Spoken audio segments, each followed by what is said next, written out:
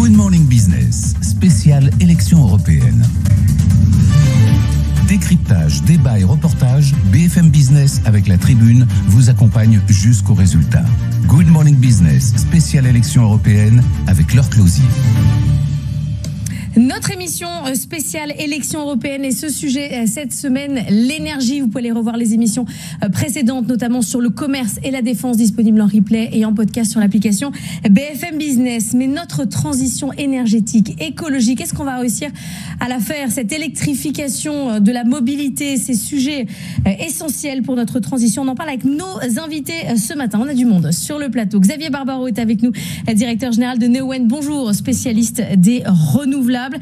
Aurélien Deméo, cofondateur d'Electra, là ce sont les bornes de recharge. Thierry Lepercq, président d'Ideal, spécialiste de l'hydrogène, est avec nous également. Comme ça on couvre l'ensemble des secteurs de la révolution. M'accompagne aujourd'hui Anne Hubert, journaliste énergie à Contexte, et Juliette Rénal, journaliste énergie également à la Tribune. On va commencer par le point de départ de cette transition écologique avec vous, Johan Dellera. Le Green Deal, au tout départ, c'était le projet phare d'Ursula von der Leyen pour porter cette transition écologique. C'était en 2019. Oui, c'est un texte qui a ensuite été adopté en 2021. L'ambition, c'est d'atteindre la neutralité carbone d'ici 2050. Avant cela, Bruxelles s'est fixé un objectif intermédiaire, réduire les émissions de gaz à effet de serre de moins 55% d'ici 2030 par rapport au niveau de 1990. L'idée avec ce texte, c'est aussi de créer des emplois et de doter l'Union européenne d'une économie moderne et compétitive.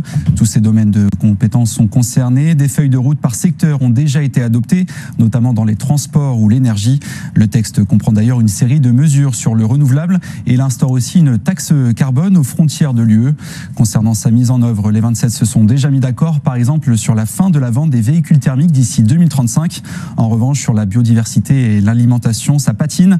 Un consensus n'a pas encore été trouvé. Les débats restent vifs, on l'a vu cet hiver avec la crise des agriculteurs.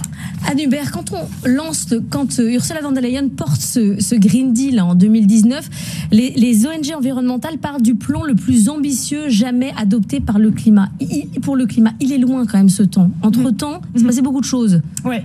Entre-temps, il s'est passé la guerre en Ukraine quand même. Ça a beaucoup chamboulé les objectifs climatiques. Même, je dirais, la manière de faire de la politique énergétique. C'est-à-dire qu'au début du mandat, la politique énergétique, c'était décarboner. C'était le mantra. Il y avait un seul objectif, ou presque c'était ça. Et on a vu ce basculement en 2021 avec la reprise post-Covid qui a un peu tiré sur l'approvisionnement qui était plus difficile, et puis surtout la guerre en Ukraine et ses conséquences énergétiques. Et là, on a basculé. L'objectif de décarbonation est devenu plutôt un objectif de sécurité d'approvisionnement. Donc là, l'objectif du prochain mandat, ça va être comment on allie les deux. Comment on fait pour ne pas laisser tomber le Green Deal. Parce qu'on l'a vu en fait, là il y a déjà eu beaucoup de textes adoptés, il y a beaucoup d'objectifs, il y a un objectif global, il y a des objectifs sectoriels, il y a des fonds, il y a quand même des moyens financiers, même si beaucoup disent que c'est pas assez, il y a quand même des fonds. Mais effectivement, à mesure que la campagne des européennes approche, les partis politiques se sont un peu crispés.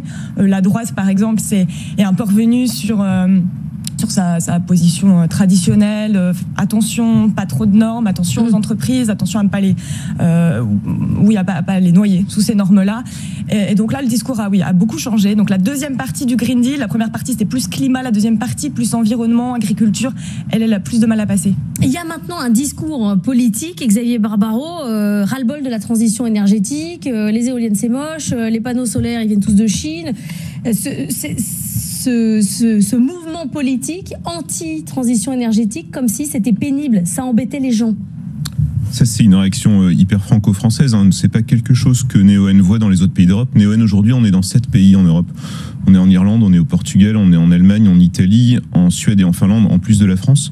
Moi, je vois en Finlande, par exemple, la transition énergétique a été vue comme le moyen d'être évidemment plus vert, plus compétitif, ce sont des électrons moins chers et surtout plus souverain. C'est-à-dire qu'en fait, à part en France où on a un certain nombre de fixettes, dans la plupart des autres pays, les trois sujets convergent assez naturellement. Grâce à l'éolien, en Finlande, la Finlande a pu se déconnecter de la Russie. Elle avait un énorme interconnecteur électrique, c'était même pas une question de gaz, elle allait acheter son électricité directement en Russie.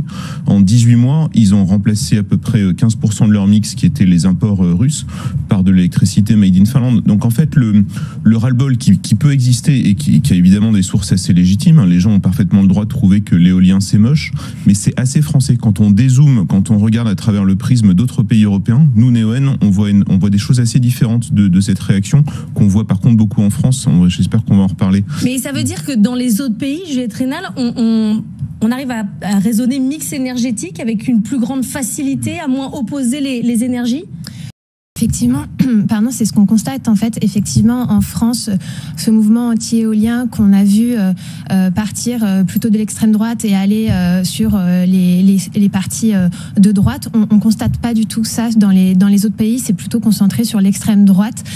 Donc c'est vrai que on a un raisonnement un peu différent, mais après chaque pays a ses clivages, hein. Donc par exemple en Allemagne où on est très pro énergie renouvelable, en revanche ils ont arrêté leurs centrales nucléaires, donc là aussi en fait il y a des positionnements qui sont propres à chacun des pays, donc il y a quand même la montée de certains partis de droite dans différents pays qui inquiète sur ces objectifs d'énergie renouvelable, mais on s'inquiète un petit peu d'un barycentre qui irait un petit peu plus à droite et qui pourrait avoir des conséquences, mais ça reste une spécificité assez française, effectivement. C'est quand même c'est intéressant de dézoomer, hein, pour voir à quel point on est particulier, parce qu'on a aussi un rapport particulier avec le nucléaire, Xavier Barbaro, où on oppose les énergies, alors qu'on le disait, on n'est plus dans une question, on a besoin de tout, quand on n'est pas en train de choisir, toute production est bonne à prendre.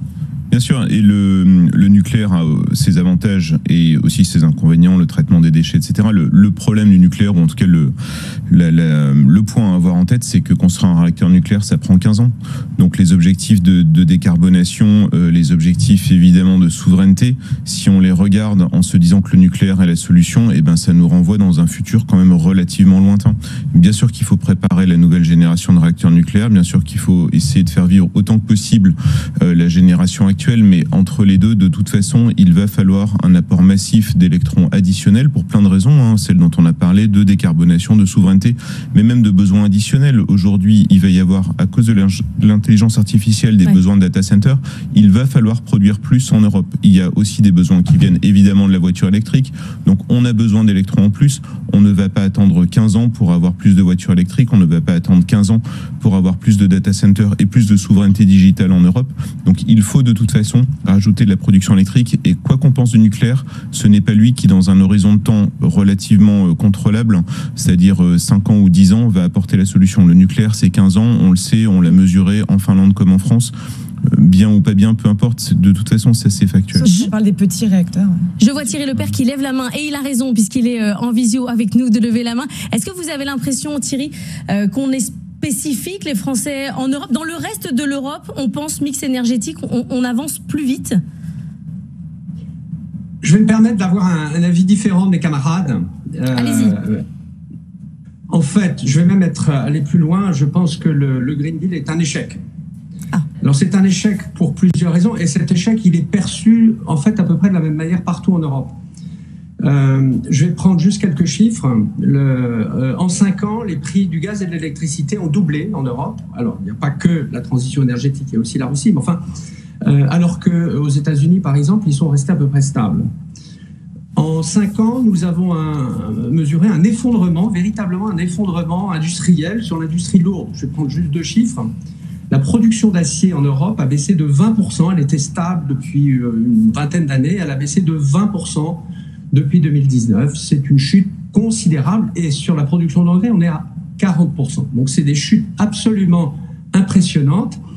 Et si on ajoute à ça le fait qu'on a, grosso modo, remplacé des énergies pilotables, des énergies stables, comme le charbon, le gaz et le pétrole, par des énergies variables, on a aujourd'hui un système énergétique européen très déséquilibré. Et la mesure, on la voit aujourd'hui sur les marchés de gros de l'électricité. Je vais prendre un exemple très, très, très concret. Au mois d'avril, les prix de gros de l'électricité étaient nuls ou négatifs quasiment la moitié du temps sur la plaque Allemagne-France lorsqu'il y avait du soleil.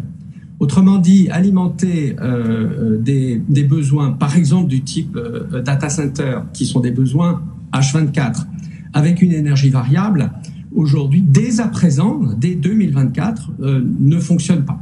Donc on a une combinaison de choses qui ne fonctionnent pas, et le pire peut-être, et là je vais le dire, c'est sur le plan financier. C'est-à-dire que cette idée qu'on allait subventionner ça à milliers de milliards, parce que c'est de ça dont on parle, aujourd'hui est partie en l'air. Je terminerai juste sur l'Allemagne. L'Allemagne aujourd'hui voit un vent de contestation très très fort. On l'a vu sur quelque chose qui a failli emporter le gouvernement allemand sur les pompes à chaleur. L'électrification avec les pompes à chaleur est quelque chose qui a généré un mouvement de révolte en Allemagne. Il y a aujourd'hui un mouvement de protestation contre la désindustrialisation du pays qui est très marqué et qui est un problème majeur pour le pays. Et donc la combinaison aujourd'hui de cette combinaison qui est en fait toxique, qui a été indirectement ou involontairement la conséquence du Green Deal, est quelque chose qui effectivement va être sanctionné, et à titre personnel je pense justement, aux urnes le mois prochain. Alors on parlera financement, notamment parce qu'on ira à Washington après la pause. Qui veut répondre à Thierry sur l'échec du Green Deal? Alors tout le monde l'aime la fin. Allez, je prends celui qui n'a pas encore parlé. Aurélien Deméo pour Electra. Alors moi j'ai un avis qui est effectivement un peu différent. Je crois que aujourd'hui en Europe on n'est pas gâté en ressources naturelles fossiles. Donc on n'a pas de pétrole en Europe. Aux États-Unis déjà, bon. Et donc le pétrole, les États-Unis ont beaucoup de pétrole de schiste. Et puis on n'a pas de gaz non plus. On l'a bien vu avec ce qui s'est passé avec la Russie. Donc de toute façon en fait on n'a pas le choix. C'est-à-dire qu'aujourd'hui, on était dans une situation où on était tributaire de la Russie pour ce qui est du gaz. Bon marché, effectivement, qui permettait à l'industrie, en particulier l'industrie allemande, de tourner avec des coûts d'énergie qui étaient assez bas. Et de l'autre côté, du pétrole qui vient des pays de l'OPEP, les pays de l'OPEP qui sont pas dans l'Europe. Donc de toute façon, on est obligé de sortir de cette dépendance. On n'a pas le choix. Donc ensuite, le Green Deal, là où il est intéressant, c'est qu'il essaye de poser le problème à l'échelle européenne. Et c'est à mon avis la bonne mesure, c'est comme ça que s'est construit l'Union européenne à la base, avec la CE et l'atome à la base. Donc je pense que c'est nécessaire. Effectivement, ça se fait pas, c'est du temps long, et je pense qu'on a aussi un peu de mal à accepter le temps moyen et le temps long.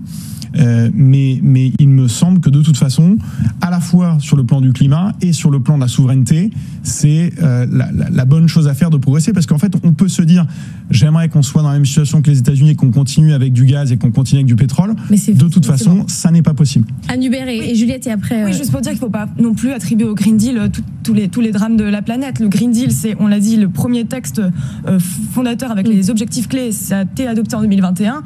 Il y en a qui viennent tout juste d'être adoptés. On parle des objectifs sur les renouvelables, ça vient tout juste d'être adopté. Donc on peut pas, c'est faux de dire que tout de suite maintenant on voit les conséquences du Green Deal. On peut voir les conséquences du symbole, du signal qui a été donné en 2019, mais pas les conséquences des textes clés. Et par ailleurs, pour revenir sur ce qui a été dit sur la part de renouvelables qui engendre effectivement des énergies peut-être un peu plus volatiles. Dans le mix de consommation de l'UE, les renouvelables, c'est 20-23%. Donc c'est pas dominant. Alors Xavier, vous allez répondre sur ça. Juste Juliette, vous vouliez dire un petit mot, et après Xavier. Oui, peut-être juste rebondir et noter qu'en fait tout l'enjeu aujourd'hui, ça va être de concilier cette transition énergétique avec les enjeux de souveraineté industrielle notamment, et on voit que c'est en fait le nouveau défi qui s'ajoute dans le Green Deal désormais, parce que là l'idée en fait c'est que cette transition énergétique s'adosse à une souveraineté d'un point de vue de la filière éolienne, photovoltaïque, et on sait que là la marge de progression est énorme. Le marché européen est inondé de panneaux solaires venus de Chine.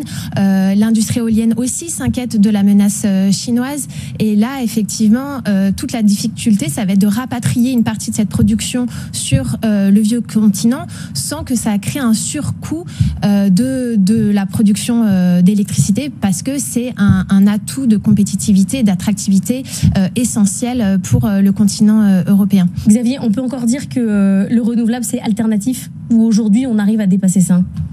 Non, c'est pas alternatif, et c'est même massif. les 20-23% qui viennent d'être évoqués, c'est sur le stock, mais quand on regarde le flux, c'est-à-dire les nouvelles installations, c'est très massivement renouvelable.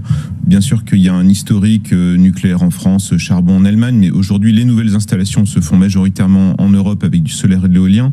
Je trouve ça un peu paradoxal de s'inquiéter ou de penser que les prix négatifs sont le signe d'un désordre. C'est au contraire, c'est un marqueur d'une transition qui est en train d'arriver et qui est en fait réussie, puisqu'après tout, qui va se plaindre d'avoir un impact déflationniste sur les prix d'électricité, du renouvelable? On pourrait être plutôt content d'avoir un afflux d'électrons verts et pas chers. Et le fait qu'aujourd'hui ces prix soient négatifs, ça veut dire que ces électrons sont non seulement pas chers, mais qui sont nombreux, sinon ils n'auraient qu'un impact complètement marginal. Après, la question sous-jacente de l'industrie et de la part européenne. Alors bien sûr, les panneaux sont chinois pour l'instant, hein, peut-être qu'un jour ça ne sera pas le cas, mais un panneau, je le rappelle, dans une centrale solaire en Europe, c'est à peu près 20% de l'équation. Le reste, les câbles, les structures métalliques, évidemment l'ingénierie, la construction, c'est très très très largement européen, et en France d'ailleurs c'est très souvent français. Aujourd'hui, une centrale solaire construite par Neoen en France, c'est 80% de l'économie et en gros 100% de la valeur ajoutée qui va chez Bouygues ou qui va chez Eiffage. Thierry Lepers vous a bien fait réagir, mais c'est son rôle, là, Thierry, il est toujours comme ça, un peu poil à gratter. On va continuer dans un instant, on marque une pause, on parlera financement, on va partir à Washington, voir notamment l'impact de l'IRA, et puis on parlera évidemment des batteries. À tout de suite. Good Morning Business, spéciale élection européenne. Décryptage, débat et reportage, BFM Business avec la Tribune vous accompagne jusqu'au résultat. Good Morning Business, spéciale élection européenne avec Laure Closier. Et cette semaine, on parle d'énergie sur le plateau de BFM Business avec Xavier Barbaro, avec Aurélien Deméo, avec Thierry Lepers et également avec les journalistes Anne Hubert et Juliette Rénal qui m'accompagnent. On parlait de financement de la transition énergétique. Aux États-Unis, on a sorti le chéquier, on n'est pas allé de main morte avec l'IRA. Antoine Hollard, depuis Washington, nous remet les pendules à l'heure. Ce que Joe Biden a vendu aux Américains, c'est une transition énergétique qui ne remet pas en cause leur mode de vie. En gros, il leur dit « Vous pourrez continuer à conduire de grosses voitures, des pick-up, des SUV, mais ce sera des modèles électriques. Et mieux encore, on va produire ces voitures et les batteries aux États-Unis, ce qui va créer de nouveaux emplois. » Alors pour y parvenir, le président américain a sorti les gros moyens, l'IRA, un plan massif, 370 milliards de dollars pour les industries vertes made in USA. Ce robinet à subvention a déjà permis de relocaliser de nombreuses usines. Certains constructeurs auto ou producteurs de batteries en particulier préfèrent désormais investir aux États-Unis plutôt qu'en Europe pour toucher les primes. Et les effets sont spectaculaires. Plus de 100 000 emplois créés en 2 ans, notamment dans des régions qui étaient totalement désindustrialisées. Alors le seul problème, c'est que pour le moment, les consommateurs ne suivent pas le rythme. Les ventes de voitures électriques ne sont pas à la hauteur des attentes. Du coup, Joe Biden a dû revoir à la baisse ses ambitions. Au départ, il espérait que les voitures électriques représentent 67% des ventes d'ici 2032. Un objectif finalement ramené à 56%. Alors très souvent on dit oui, il faut qu'on fasse comme l'IRA, qu'on mette autant d'argent, mais il y en a de l'argent pour la transition. Anne Hubert, on en a mis sur la table quasiment autant que l'IRA, mais on a un problème de tuyauterie sur les financements. On a beaucoup de fonds européens, on en a peut-être trop, en tout cas ils sont mal vendus, on se perd un peu, on ne sait plus vraiment qui a le droit à quoi, ils ne sont pas sur les mêmes durées. Là on parle de 370 milliards, mais c'est sur 10 ans, attention, c'est pas 370 milliards d'un coup. L'IRA c'est aussi des crédits d'impôt, beaucoup. Donc c'est pas sortir de l'argent comme ça. Alors que l'Union européenne va plutôt fonctionner sur sortir une enveloppe, sortir un chèque. On a essayé d'en mettre plus quand les États-Unis ont adopté l'IRA. La Commission européenne a proposé de mettre 10 milliards pour la transition verte. Qu'est-ce qui a bloqué les États membres? Et en fait, c'est souvent le cas. Les États rechignent, et la France n'est pas la première à le faire, à effectivement flécher une partie de leurs recettes, fiscales ou autres, vers l'Union européenne. Ils préfèrent la garder parce que, voilà, politiquement, c'est plus vendeur. Donc, de cette enveloppe de 10 milliards proposée par la Commission, en fait, il en est sorti après toutes les négociations. Je crois que c'est 1,5 et encore plus du tout fléché vers la transition verte, mais vers les priorités de défense. Donc, on a de l'argent sur la table, mais il en manque. Le besoin d'investissement, il est chiffré. Hein, c'est 100 milliards par an, en gros, d'ici 2030, pour atteindre les objectifs de moins 55% d'émissions en 2030, de neutralité carbone en 2050. Le problème, une fois qu'on a dit ça, c'est voilà par quoi ça passe. Est-ce qu'on utilise l'investissement privé? Est-ce qu'on fait un emprunt commun? On l'a fait après le Covid. C'est là la question. Juliette Rénal. Oui, et peut-être pour rebondir sur tout ça, ce qu'on constate des industriels, c'est que disent très bien, on a des aides à l'investissement qui commencent à sortir, mais ce dont on a besoin nous aussi, en fait, c'est des aides publiques à la production, en fait, que nos productions soient subventionnées. Et ça, c'est un pas que la Commission européenne ne franchit pas pour le moment, mais c'est ce qui ressort de l'industrie de l'éolienne, du photovoltaïque, etc. Parce qu'on constate, en fait, il y a beaucoup de producteurs, les quelques producteurs européens qui ont fermé leurs usines. C'est le cas d'un industriel suisse qui avait l'une des plus grosses usines de photovoltaïque qui l'a fermée en Europe et qui, parce que bénéficie des crédits d'impôt aux États-Unis, va investir dans 2 sites de production aux États-Unis. Donc il y a une demande sur ça de vraiment subventionner la production. Et puis il y a aussi des critiques sur les process et les temps extrêmement longs. Par exemple, pour l'hydrogène, en fait, certains projets ont dû attendre 2 années avant de voir en fait obtenir un feu vert de la Commission européenne pour leur demande de financement finalement, et donc c'est tout ça qui est aussi pointé du doigt. Alors nos 3 industriels, Neoen, Electra et Ideal, c'est le moment de faire vos souhaits, de dire exactement comment vous voudriez que ça fonctionne. Je prends le premier qui lève la main, c'est Thierry Lepercq. Thierry Lepercq, est-ce qu'on a un problème de fond? Est-ce qu'on a un problème de tuyauterie? Est-ce qu'on a un problème de vision sur le financement de l'énergie en Europe?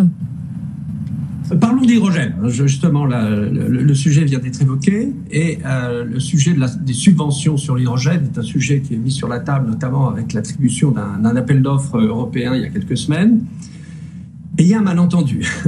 Je vais le citer, ce malentendu, parce que les subventions qu'attendent certains acteurs, je vais citer un chiffre qui va vous paraître délirant et qui pour autant est vrai. Vous avez aujourd'hui un opérateur pétrolier qui aujourd'hui a demandé, tenez-vous bien, 40 milliards de subventions pour décarboner, entre guillemets, le raffinage dans ces unités du nord de l'Europe. 40 milliards d'euros sur 10 ans. Combien d'écoles faut-il fermer? Combien d'hôpitaux faut-il fermer pour alimenter ces 40 milliards? Je vous laisse faire le compte. La réponse à ça, c'est quoi? C'est pas de donner encore plus d'argent à l'entreprise en question, c'est de regarder comment on peut réduire les coûts. Et le sujet fondamental est un sujet de compétitivité. Et dans le cas de l'hydrogène, c'est simple, si je puis dire, c'est ce que nous développons chez Ideal. Eh bien, il faut produire à très grande échelle. Je vais citer un pays. Ce pays, c'est le Maroc. Le Maroc a lancé, il y a maintenant 2 mois, son offre Maroc, où il dit, nous sommes prêts à mettre à disposition 1 million d'hectares. 1 million d'hectares, c'est de quoi produire 40 millions de tonnes d'hydrogène. C'est l'équivalent de la consommation énergétique de la France. Pour la production d'un hydrogène issu du solaire et de l'éolien extrêmement compétitif, ne demandant pas de subvention. Donc la question fondamentale, c'est où va-t-on produire? Comment? Est-ce qu'on produit avec des équipements faits à la maison très très chers qui vont faire en sorte que ce qui nous restera d'industrie va partir? Ou à l'inverse, est-ce qu'on joue la carte de la compétitivité? Et aujourd'hui, l'enjeu fondamental pour l'Europe, que ce soit dans le cas du Green Deal, c'est celui de la compétitivité et celui d'avoir une énergie complètement pilotable, que l'hydrogène a vocation à être, produit dans des grandes quantités, mais là encore, oublions les subventions. Ces subventions nous tuent. Xavier Barbaro. Oui, je pense qu'il y a 2 enjeux. Il y a évidemment celui du coût de production de l'énergie, que ce soit l'électricité dans mon cas ou peut-être l'hydrogène dans le cas de Thierry.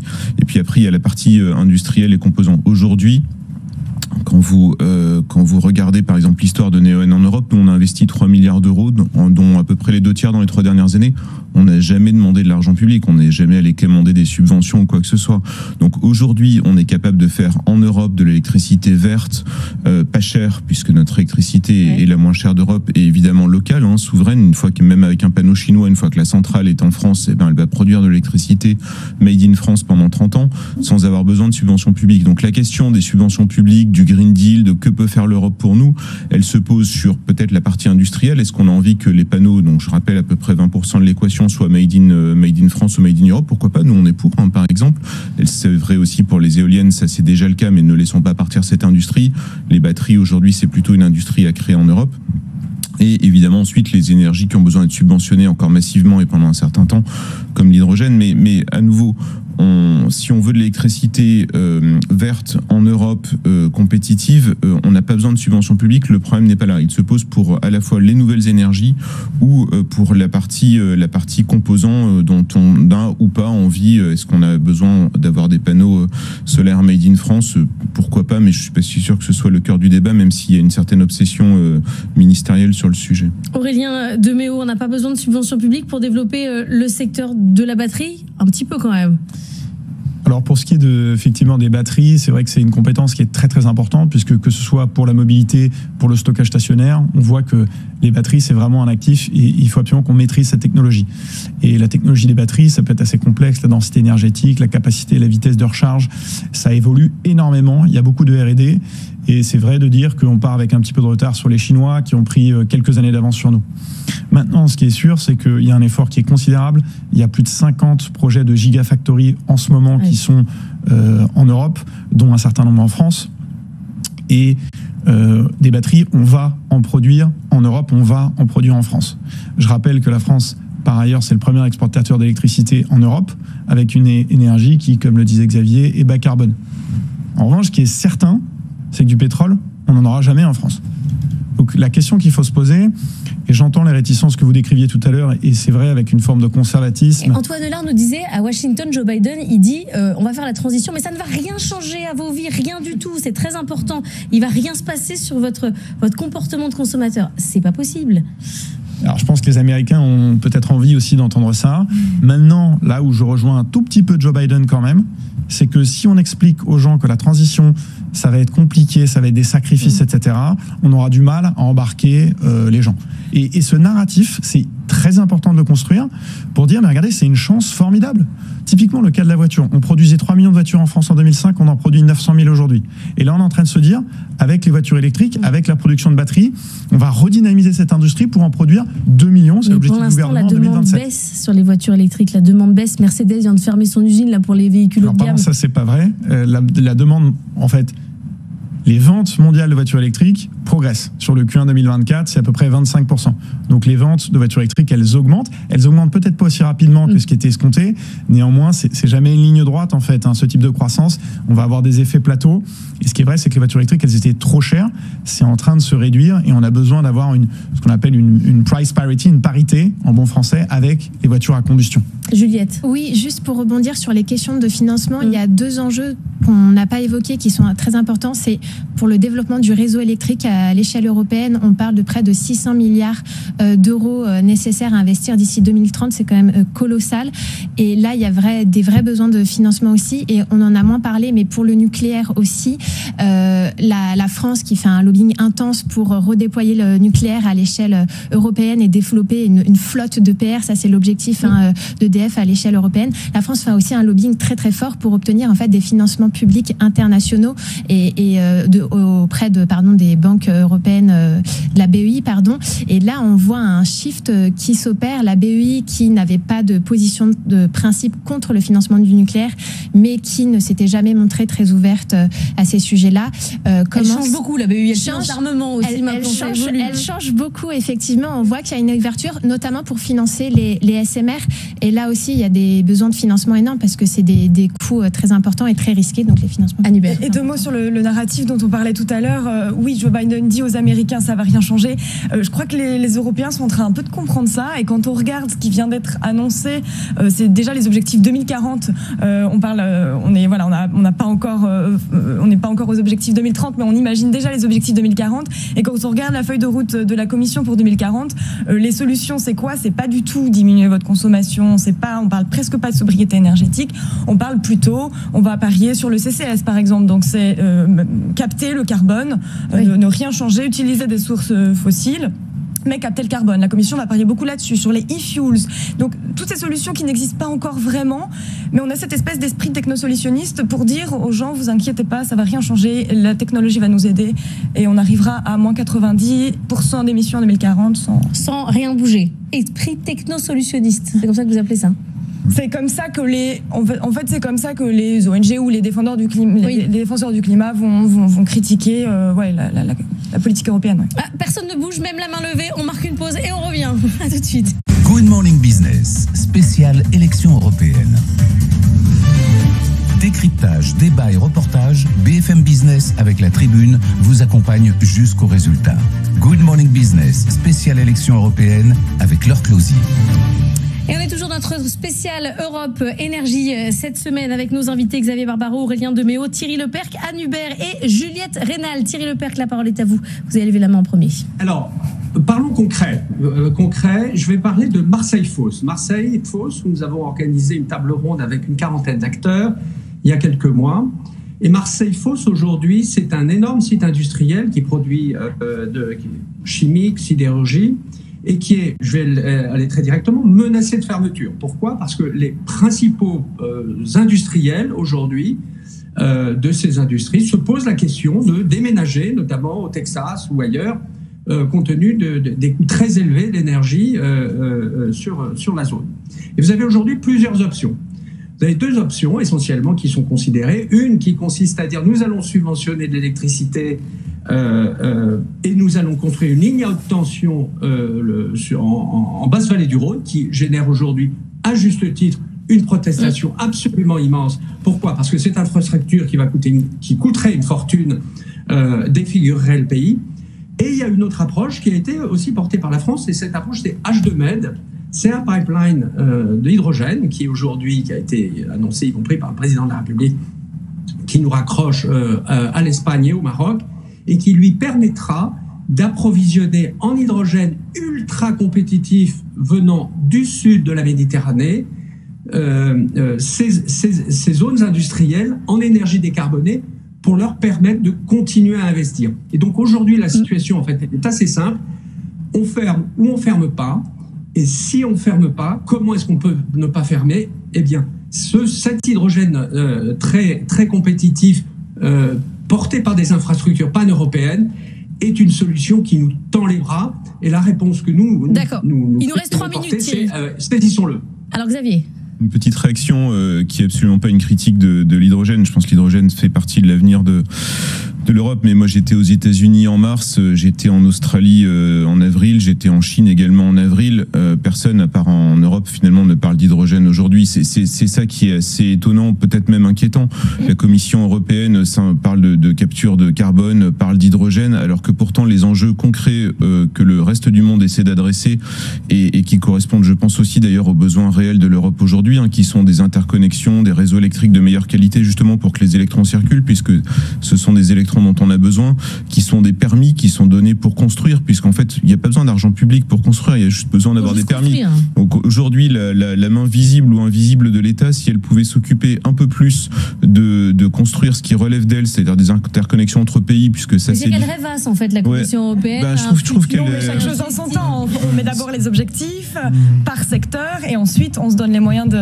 Il y a un sujet sur les interconnexions. Si l'Union européenne pouvait construire des interconnexions entre pays et si les États pouvaient donner des permis, je pense qu'on aurait la résolution de 90% de nos problèmes. Il y a un plan d'action sur la table, donc ça devrait pas tarder. Il y a un plan d'action réseau, donc pas juste interconnexion, aussi réseau de transport, réseau de distribution. La dernière étape, celle qui amène l'électricité jusque dans les foyers.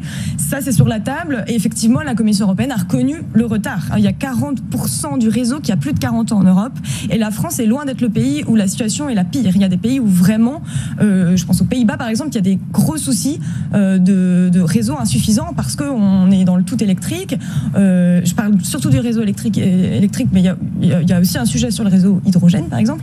On ne s'est pas assez soucié de ces questions-là. Oui, juste pour rebondir sur le réseau, effectivement, et le réseau de distribution, en fait, là, il y a plusieurs associations à l'échelle européenne qui pointent du doigt notamment des pénuries de transformateurs électriques qui sont en fait essentiels, qu'on doit en fait placer partout dans le réseau pour en fait changer les voltages. Et en fait, là, maintenant, les délais d'attente ont atteint 2 ans. C'est coincé.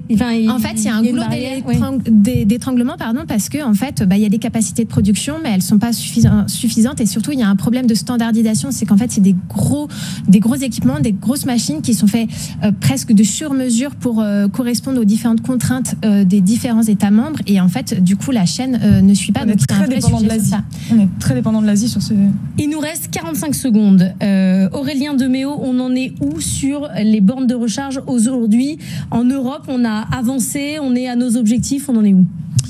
On a avancé de manière considérable, puisqu'en fait, on est au-delà même des objectifs qui étaient fixés par l'Union européenne. Donc, le nombre de bornes de recharge en France, on a plus de 130 000, y compris énormément de bornes de recharge rapides. Donc, voilà, nous, avec Electra, on travaille spécifiquement sur ce segment. Et donc, aujourd'hui, vous avez des voitures qui vous permettent d'avoir une autonomie qui est équivalente à celle du thermique. Vous avez un réseau de bornes de recharge, y compris de bornes de recharge rapide, qui permet de recharger en 15-20 minutes. Donc il faut passer électrique. Cette électrification, je vais y arriver, elle est nécessaire, ne serait-ce que parce qu'en fait, je le rappelle, on n'a pas de pétrole, donc rester sur la combustion, c'est d'un point de vue de la souveraineté extrêmement dangereux. On le voit, dès que le prix de l'essence bouge, c'est la panique, donc il faut absolument évoluer. Merci à tous les 5 d'avoir été avec moi aujourd'hui pour parler d'énergie et d'Europe. Vous pouvez bien sûr revoir cette émission en replay et en podcast sur l'application BFM Business, ainsi que celle sur le commerce, celle sur la défense. La semaine prochaine, on parlera du marché du travail. Je vous souhaite une excellente journée. Je vous dis à demain.